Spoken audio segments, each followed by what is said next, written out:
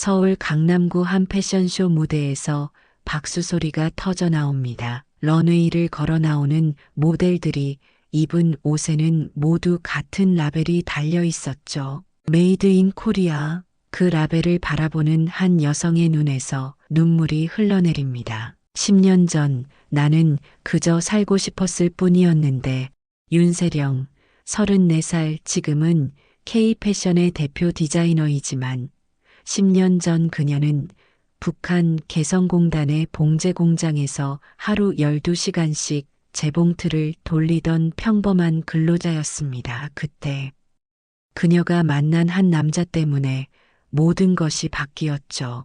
2015년 11월 개성공단은 남북경제협력의 상징이었습니다. 북측 근로자 5만 명과 남측 기업 120여 개가 함께 만들어가는 기적의 공간이었죠. 24살의 세령은 그 중심에서 남한 브랜드 옷을 만들고 있었습니다. 세령의 하루는 새벽 5시에 시작되었습니다. 기숙사에서 일어나 간단히 세수를 하고 동료들과 함께 공장으로 향했죠.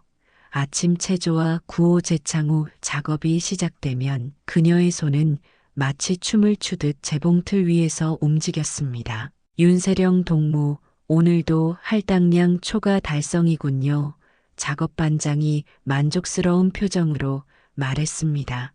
세령은 겸손하게 고개를 숙였지만 속으로는 뿌듯했어요. 어릴 때부터 손재주가 뛰어났던 그녀에게 바느질은 예술이었거든요. 그런데 그날 평상시와 다른 일이 일어났습니다. 남측에서 새로운 관리자가 파견되어 온 것이죠. 박준영, 33살, 키가 크고 단정한 인상의 그는 다른 남측 사람들과는 뭔가 달라 보였습니다. 안녕하세요. 박준영입니다. 앞으로 잘 부탁드립니다. 그의 인사말은 정중했고 목소리는 따뜻했어요. 세령을 포함한 북측 근로자들은 당황했습니다. 지금까지 만났던 남측 관리자들은 대부분 명령조였는데 이 사람은 달랐거든요. 준영이 작업장을 둘러보며 세령의 자리에 멈춰 섰습니다. 이 작업 정말 정교하네요. 그는 세령이 만든 셔츠를 들어보며 감탄했어요. 바느질 선이 완벽합니다. 이런 퀄리티는 서울에서도 보기 어려워요. 세령의 가슴이 뛰기 시작했습니다. 지금까지 받아본 칭찬 중에서 가장 구체적이고 진심 어린 말이었거든요. 감사합니다라고 답하는 자신의 목소리가 떨리는 걸 느꼈죠. 혹시 이름이 어떻게 되세요? 준영이 물었습니다. 윤세령입니다. 세령 씨, 앞으로 특별한 프로젝트를 맡아주실 수 있을까요? K브랜드 샘플 제작인데요. 그 순간 세령은 무엇인가 특별한 일이 시작될 것 같은 예감이 들었습니다. 준영의 눈빛에서 진심을 읽을 수 있었고 그것은 그녀의 마음에 묘한 떨림을 불러일으켰어요. K브랜드 샘플 제작은 세령에게 완전히 새로운 경험이었습니다. 지금까지 만들던 옷들과는 차원이 다른 디자인과 품질을 요구했거든요. 준영은 매일 세령의 작업 과정을 지켜봤고 필요할 때마다 조언을 아끼지 않았습니다. 이 부분은 어떻게 생각하세요? 준영이 디자인 도면을 가리키며 물었습니다. 세령은 잠시 고민하더니 답했어요. 솔기를 이렇게 처리하면 더 깔끔할 것 같은데요. 아, 정말 좋은 아이디어네요. 역시 실력자답습니다. 이런 대화가 오가면서 두 사람 사이에는 묘한 기류가 흘렀습니다. 단순한 업무 관계를 넘어선 서로를 인정하고 존중하는 감정이 싹트기 시작했죠. 세령은 준영과 대화할 때마다 가슴이 두근거렸고 준영 역시 세령의 재능과 인품에 점점 빠져들었습니다. 며칠 후 샘플이 완성되었을 때 준영의 반응은 세령의 예상을 뛰어넘었습니다. 와, 이건 정말 예술품이에요. 서울 본사에서 보면 깜짝 놀랄 거예요. 그는 샘플을 여러 각도에서 살펴보며 연신 감탄했죠. 메이드 인 코리아, 진짜 장인의 손길이라고 본사에서 평가할 것 같아요. 준영의 말에 세령의 마음이 뛰었습니다. 메이드 인 코리아라는 표현이 그녀에게는 특별하게 들렸거든요. 북측도 남측도 아닌 코리아라는 하나의 이름으로 점심시간 둘은 공단 내 카페테리아에서 마주 앉았습니다. 세령 씨는 언제부터 이 일을 하셨어요? 준영이 호기심 어린 표정으로 물었습니다. 어릴 때부터 어머니께 배웠어요. 손으로 뭔가를 만드는 게 좋았거든요. 정말 대단해요.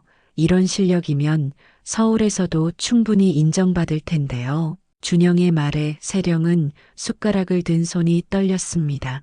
서울에서요? 네, 정말입니다. 기회가 된다면 꼭 보여드리고 싶을 정도예요. 그 말을 들은 순간 세령의 가슴 속에서 뭔가가 꿈틀거렸습니다. 지금까지 한 번도 생각해보지 못했던 가능성, 다른 삶에 대한 상상이 머릿속을 스쳐갔죠. 서울, 인정, 기회 이런 단어들이 그녀에게는 마치 다른 세상의 이야기처럼 느껴졌지만 준영의 진심 어린 눈빛을 보니 불가능한 일은 아닌 것 같았습니다. 준영 씨는 북측 사람들을 어떻게 생각하세요? 세령이 조심스럽게 물었습니다. 준영은 잠시 생각하더니 답했어요. 처음에는 많이 궁금했어요. 어떤 사람들일까?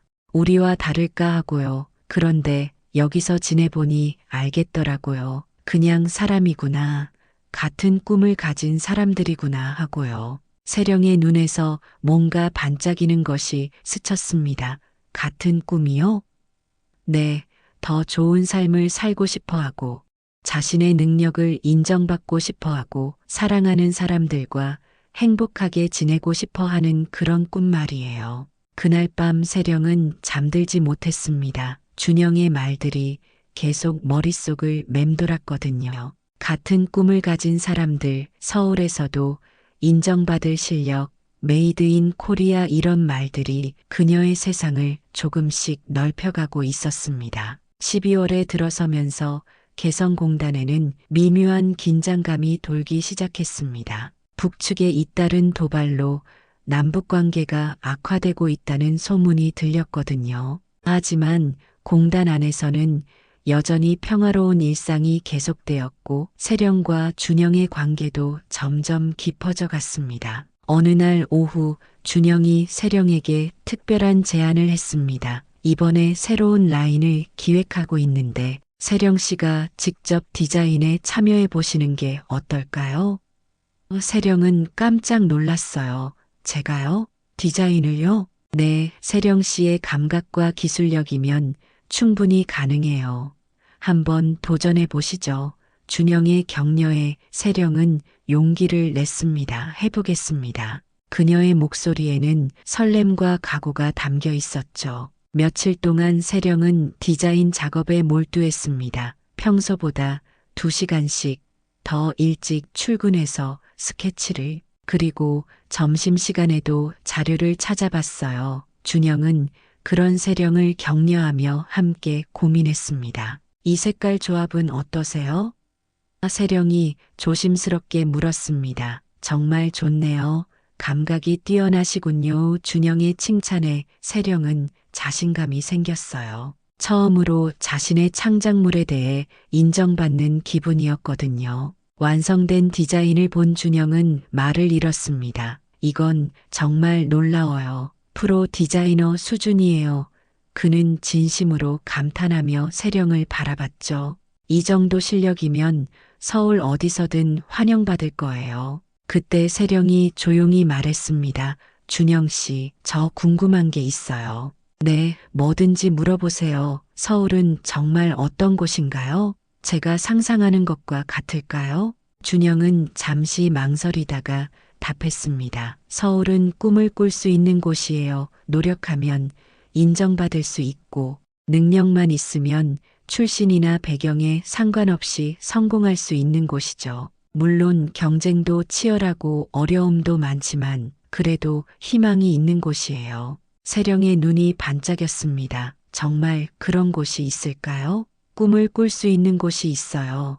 분명히 있어요. 그리고 세령 씨라면 충분히 그런 곳에서 성공할 수 있을 거예요. 2015년 크리스마스 이브, 공단에는 특별한 분위기가 흘렸습니다. 남측 직원들이 준비한 작은 파티가 열렸거든요. 북측 근로자들과 남측 관리자들이 함께 어우러지는 모습은 분단 현실을 잊게 만들었습니다. 메리 크리스마스?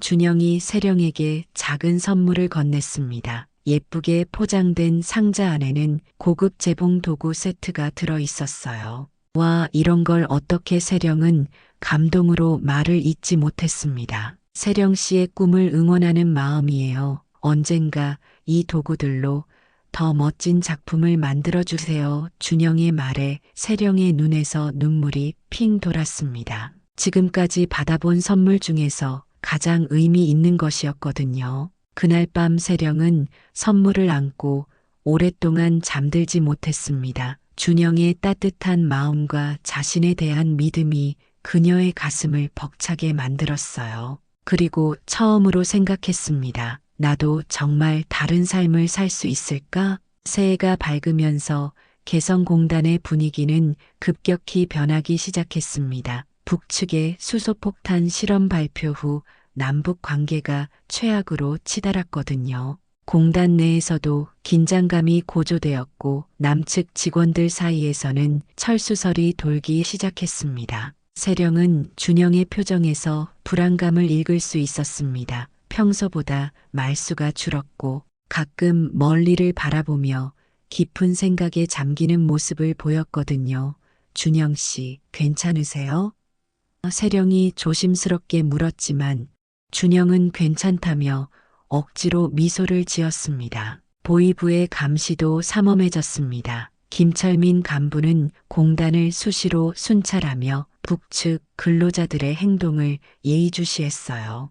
특히 남측 관리자들과 개인적인 대화를 나누는 근로자들에게는 더욱 엄격한 잣대를 들이댔습니다. 윤세령 동무, 요즘 남측 관리자와 자주 대화하는 것 같은데?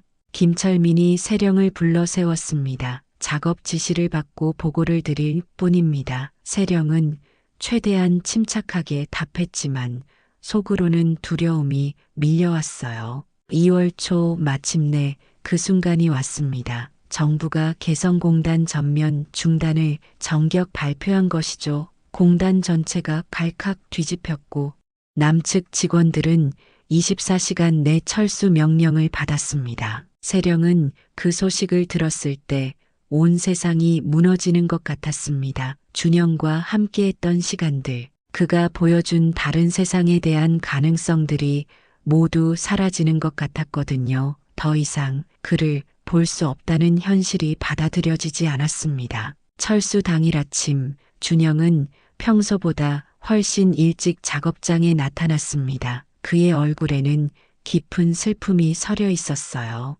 세령을 발견한 그는 망설이다가 천천히 다가왔습니다. 세령 씨 준영의 목소리는 떨리고 있었습니다. 그는 주머니에서 작은 종이 한 장과 펜을 꺼냈어요. 혹시 이 위에 한마디만 써주실 수 있을까요? 지금 이 순간 가장 하고 싶은 말을. 세령은 그 종이를 받아들였습니다. 손이 심하게 떨렸죠. 지금 하고 싶은 말이요? 네, 무엇이든 좋아요. 한 글자든 한 문장이든 저도 뭔가 남기고 싶었어요. 이 모든 시간들을. 세령의 눈에서 눈물이 흘러내렸습니다. 준영 씨, 세령 씨 덕분에 정말 많은 걸 배웠어요. 사람을 보는 눈, 진심을 나누는 방법, 그리고 국경이 무의미할 수 있다는 것도요. 저도 마찬가지예요.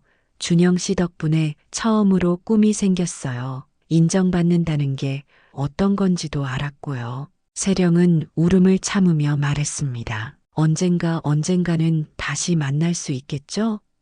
준영이 희망 섞인 목소리로 물었습니다. 네, 꼭 만나요. 그때까지 준영 씨가 말씀하신 그 꿈을 꼭 이룰게요. 점심시간, 세령은 조용한 곳에서 종이를 펼쳤습니다. 무엇을 써야 할까? 오랫동안 고민했죠. 사랑한다고, 고맙다고, 그리웠다고? 아니면 마침내 그녀가 쓴 것은 짧지만 절절한 한 문장이었습니다. 살고 싶습니다. 그것이 그녀의 진심이었거든요. 준영을 만나면서 처음으로 진정한 삶의 의미를 깨달았고 그런 삶을 살고 싶다는 간절한 바람을 담은 것이었습니다. 오후 3시 남측 직원들을 태운 마지막 버스가 개성공단을 떠났습니다. 세령은 멀리서 그 모습을 지켜보며 계속 손을 흔들었어요. 준영이 어느 버스에 탔는지 알 수 없었지만 혹시라도 그가 뒤를 돌아볼까봐 끝까지 손을 들고 있었습니다. 철문이 닫히는 소리가 들렸을 때 세령의 가슴도 함께 닫히는 것 같았습니다. 지난 몇 개월 동안 경험했던 모든 것들이 꿈이었나 싶을 정도로 허무했어요. 하지만 품속의 종이만큼은 그 모든 것이 현실이었음을 증명해 주었습니다. 공단 폐쇄 후 며칠 지나지 않아 세령의 삶은 완전히 바뀌었습니다. 개성공단에서 일하던 근로자들은 모두 다른 직장을 찾아야 했고 세령도 개성 시내의 낡은 방직 공장으로 옮겨야 했죠. 새로운 직장은 개성공단과는 천지 차이였습니다. 시설은 낡았고 작업 환경도 열악했어요. 무엇보다 그곳에는 준영 같은 사람이 없었습니다. 인정과 격려 대신 질책과 감시만이 있었죠.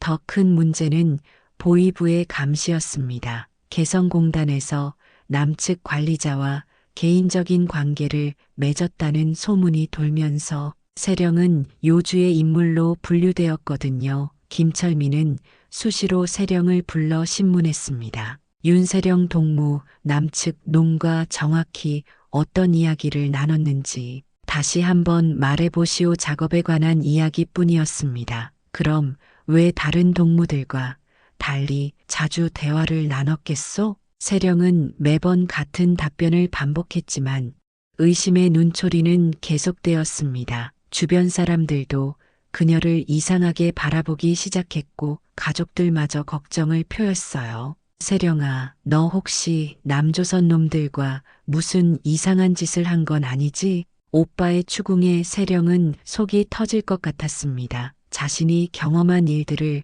설명할 방법이 없었거든요. 배급도 줄어들었습니다. 공단 폐쇄로 개성 지역 전체의 경제가 타격을 받으면서 모든 것이 부족해졌죠. 하루 두 끼도 제대로 먹기 어려운 날들이 늘어났고 겨울 난방도 할 수 없었습니다. 그런 절망적인 상황에서도 세령은 준영이 남긴 종이를 품고 다녔습니다. 그 위에 적힌 살고 싶습니다라는 글씨를 볼 때마다 마음이 다시 일어섰어요. 이곳에서는 정말로 살 수 없다는 확신도 함께 자라났습니다. 2017년 봄 세령은 마침내 결심을 굳혔습니다. 탈북을 하기로 한 것이죠. 준영이 말했던 그 세상 꿈을 꿀 수 있고 능력만 있으면 인정받을 수 있는 곳으로 가고 싶었습니다. 탈북 준비는 극도로 위험했습니다. 브로커를 찾는 것부터 시작해서 자금을 마련하고 탈출 경로를 확인하는 모든 과정이 발각되면 즉시 정치범 수용 소행이었거든요. 하지만 세령의 의지는 확고했습니다. 살고 싶다. 그녀는 매일 밤 그 종이를 보며 다짐했습니다. 준영 씨가 보여준 그 세상에서 정말로 살고 싶다. 가을이 깊어갈 무렵 드디어 기회가 왔습니다. 브로커가 연락을 해온 것이죠. 이번 주 안에 출발해야 합니다. 준비되셨습니까? 세령은 떨리는 목소리로 답했습니다. 네, 준비됐습니다. 마지막 밤 세령은 가족들의 잠든 얼굴을 오랫동안 바라봤습니다. 언제 다시 볼 수 있을지, 아니 다시 볼 수 있기나 할지 확신할 수 없었거든요. 가방에는 최소한의 짐과 준영의 종이만 넣었습니다. 새벽 2시 세령은 조용히 집을 나섰습니다. 뒤돌아보고 싶었지만 참았어요. 돌아보면 용기가 꺾일 것 같았거든요. 브로커를 만난 곳은 압록강 근처의 작은 마을이었습니다. 압록강을 건너는 것은 상상했던 것보다 훨씬 힘들었습니다. 10월 말의 강물은 얼음처럼 차갑고 어둠 속에서 방향 감각을 잃기 쉬웠죠. 중간에 북측 경비대의 순찰을 피해 물속에 숨어야 했을 때는 정말 죽을 것 같았습니다. 조용히 해. 들키면 우리 모두 죽어. 브로커의 다급한 목소리에 세령은 이를 악물고 참았습니다. 온몸이 떨렸지만 소리를 내지 않으려고 필사적으로 노력했어요. 간신히 중국 땅에 발을 디뎠을 때의 안도감도 잠깐, 곧 새로운 악몽이 시작되었습니다. 브로커가 약속을 어기고 세령을 인신매매업자에게 팔려고 한 것이죠. 계획이 바뀌었어. 이쪽이 돈이 더 돼. 브로커는 냉정하게 말했습니다. 세령은 그 순간 모든 것을 잃는 것 같았어요. 목숨을 걸고 탈북했는데 또 다른 지옥에 떨어지는 것 같았거든요. 하지만 포기할 수는 없었습니다. 세령은 틈을 노려 도망쳤어요. 언어도 통하지 않는 낯선 땅에서 혼자 숨어 다니며 엿새를 굶었습니다. 쓰레기통을 뒤지고 얼어붙은 웅덩이 물을 마시며 버텼어요. 그럴 때마다 품속의 종이를 만지며 중얼거렸습니다. 살고 싶다. 살아야 한다. 7째 날 기적처럼 한인 교회를 발견했습니다. 간신히 기어들어간 교회 문 앞에서 쓰러진 세령을 발견한 목사님은 깜짝 놀랐어요. 괜찮습니까? 여기는 안전한 곳입니다. 한국말이 그녀에게는 천사의 목소리처럼 들렸습니다. 교회에서 2달을 보내며 세령은 몸과 마음을 추스렸습니다. 목사님과 사모님의 따뜻한 보살핌 속에서 잃어버렸던 희망을 되찾았어요. 하나님이 살 길을 열어주신 거예요. 포기하지 마세요. 사모님의 격려가 큰 힘이 되었습니다. 그해 겨울 세령은 태국으로 향했습니다. 그곳에서 한국행 비자를 받기까지 또 다른 기다림이 시작되었죠. 몇 개월간의 복잡한 절차를 거쳐야 했지만 세령은 참을 수 있었습니다. 끝이 보이는 기다림이었거든요. 2018년 봄 마침내 대한민국행 비행기에 올랐습니다. 창밖의 구름을 바라보며 세령은 조용히 울었어요. 기쁨과 슬픔, 희망과 두려움이 한꺼번에 밀려왔습니다. 그리고 생각했죠. 이제 정말 살 수 있는 곳으로 가는구나. 인천공항에 착륙했을 때 세령은 마치 꿈을 꾸는 것 같았습니다. 공항에서 들리는 한국어, 한글로 쓰인 간판들을 보면서 점점 실감이 났어요. 정말로 한국에 온 것이라고. 하나원에서의 생활이 시작되었습니다. 남한 사회 적응 교육을 받으면서 세령은 많은 것을 배웠어요. 언어의 차이, 문화의 차이, 그리고 사고방식의 차이까지 모든 것이 새로웠지만 두렵지는 않았습니다. 상담사 장애나는 세령에게 큰 도움이 되었습니다. 이곳은 살아내는데도 시간이 걸리는 곳이에요. 하지만 꿈을 이룰 수 있는 곳이기도 하죠. 10년 전 탈북한 해나의 말이 세령에게는 큰 위로가 되었어요. 2018년 가을 세령은 드디어 서울에서 새로운 삶을 시작했습니다. 정부 지원으로 마포구에 작은 원룸을 얻었고 패션 관련 일자리를 찾기 위해 이력서를 돌렸죠. 하지만 현실은 만만치 않았습니다. 경력이 부족하네요. 학력 증명이 어려우시겠어요. 면접마다 돌아오는 대답은 비슷했습니다. 개성공단에서의 경험은 제대로 인정받지 못했고 북한에서의 학력은 증명하기 어려웠거든요. 좌절할 뻔했지만 세령은 포기하지 않았습니다. 작은 패션 스타트업에서 보조 디자이너로 일할 기회를 얻었어요. 급여는 최저임금 수준이었지만 꿈을 이룰 수 있는 첫걸음이었습니다. 회사에서 세령은 윤서영이라는 이름으로 지냈습니다. 탈북민이라는 정체성을 숨기고 살아야 했거든요. 동료들과의 대화에서도 항상 조심해야 했고 북한식 표현이 나올까봐 늘 긴장했습니다. 그래도 일할 때만큼은 행복했습니다. 바늘과 실, 옷감을 만질 때면 개성공단에서의 기억이 생생하게 되살아났어요. 준영의 격려와 인정, 그리고 함께 꿨던 꿈들이 다시 현실이 되는 것 같았습니다. 서영 씨, 이 디자인 정말 좋네요. 어디서 이런 감각을 배우셨어요? 팀장의 칭찬에 세령은 가슴이 뛰었습니다. 그냥 어릴 때부터 좋아했어요. 진실을 말할 수는 없었지만 인정받는다는 기분은 여전히 벅찼어요. 점차 실력을 인정받으면서 세령은 더 중요한 프로젝트를 맡게 되었습니다. K 패션 브랜드의 새로운 라인 디자인이었죠. 개성공단에서 꿨던 꿈이 조금씩 현실이 되어가고 있었습니다. 이번 디자인으로 해외 진출도 고려해 볼 만해요. 대표의 말에 세령은 감격했습니다. 메이드 인 코리아 라벨을 달고 세계로 나가는 옷을 만든다는 것, 그것은 개성공단에서 준영과 함께 꿨던 꿈이었거든요. 2020년 예상치 못한 코로나 팬데믹이 찾아왔습니다. 작은 회사는 경영난에 빠졌고 세령의 일자리도 위태로워졌어요. 하지만 바로 그때 운명 같은 기회가 찾아왔습니다. 인터넷에서 우연히 발견한 공고였습니다. 개성공단을 기억하는 사람들, 다큐멘터리 제작을 위한 증언자 모집. 세령의 심장이 쿵쾅거렸어요. 혹시 준영도 이런 생각이 머릿속을 스쳤습니다. 며칠 고민한 끝에 세령은 제작진에게 연락했습니다. 저 개성공단에서 일했던 사람입니다. PD는 반가워했어요.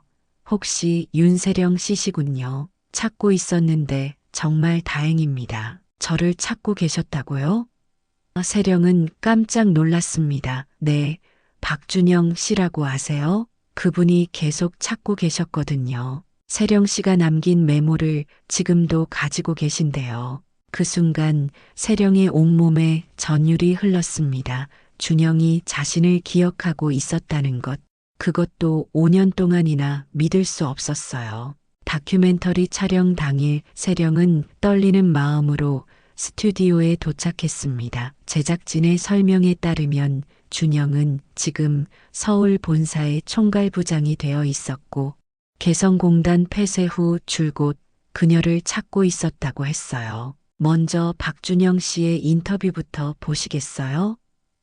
PD가 모니터를 켰습니다. 화면에 나타난 준영은 5년 전보다 조금 나이가 들었지만 여전히 온화한 미소를 가지고 있었어요. 개성공단에서 만난 한 분이 있습니다. 윤세령 씨라고 정말 뛰어난 실력을 가진 분이었어요. 준영의 목소리를 들은 순간 세령의 눈에서 눈물이 흘러내렸습니다. 화면 속 준영이 주머니에서 조심스럽게 종이를 꺼냈어요. 바로 그 종이 세령이 5년 전에 썼던 그 종이었습니다. 이 글을 쓴 분을 꼭 다시 만나고 싶습니다. 그날 이후로 저도 정말로 살고 싶다는 마음이 무엇인지 알게 되었거든요. 세령은 더 이상 참을 수 없었습니다. 만나고 싶어요. 지금 당장요. 제작진은 깜짝 놀랐지만 곧 준영에게 연락을 취했어요. 1시간 후 그가 스튜디오에 도착했습니다. 문이 열리고 준영이 들어왔을 때 두 사람은 그냥 서로를 바라만 봤습니다. 5년이라는 시간, 생과 사를 넘나든 여정,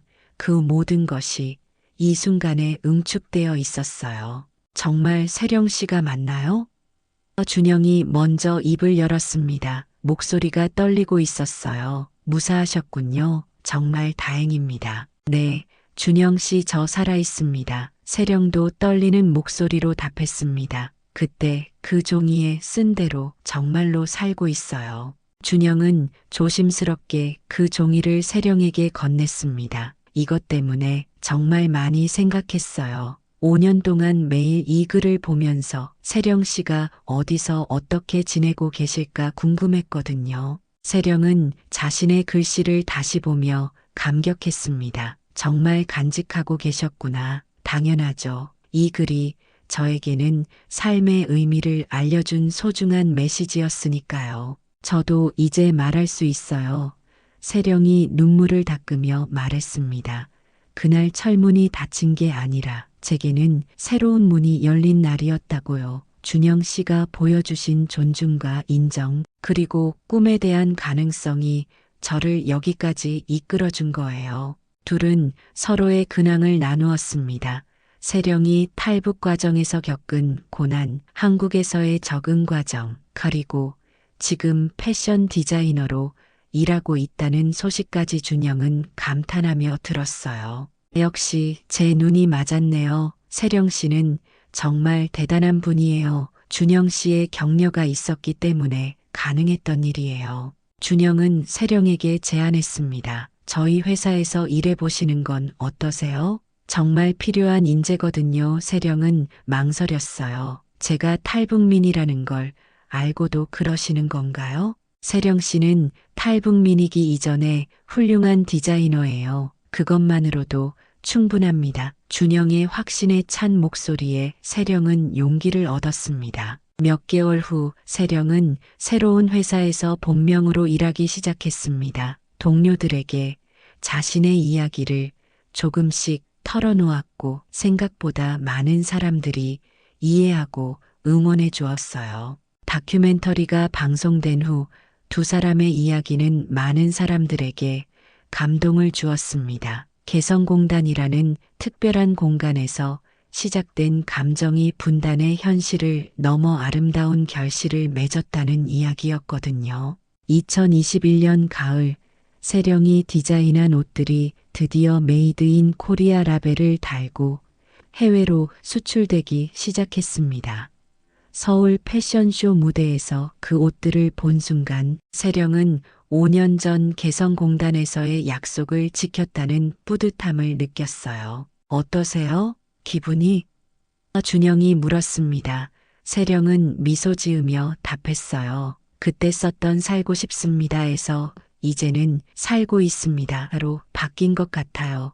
그리고 더 나아가 함께 살고 싶습니다라고도 말하고 싶고요. 둘의 관계도 조심스럽게 발전해 갔습니다. 동료에서 친구로, 그리고 서로를 깊이 아끼는 사이로 5년이라는 시간의 공백이 있었지만 그 시간이 오히려 서로를 더 성숙하게 만들어 주었어요. 진심은 정말 국경도 철문도 넘는군요. 세령이 말했습니다. 그리고 꿈도 준영 씨가 보여주신 꿈이 저를 여기까지 이끌어준 거니까요. 개성공단의 철문은 닫혔지만 그곳에서 시작된 진심은 서울에서 새로운 꽃을 피웠습니다. 윤세령과 박준영의 이야기는 분단된 현실 속에서도 희망을 잃지 않는 모든 사람들에게 용기를 주는 아름다운 증언이 되었어요. 매일 아침 회사에 출근하며 세령은 생각합니다. 진정한 자유는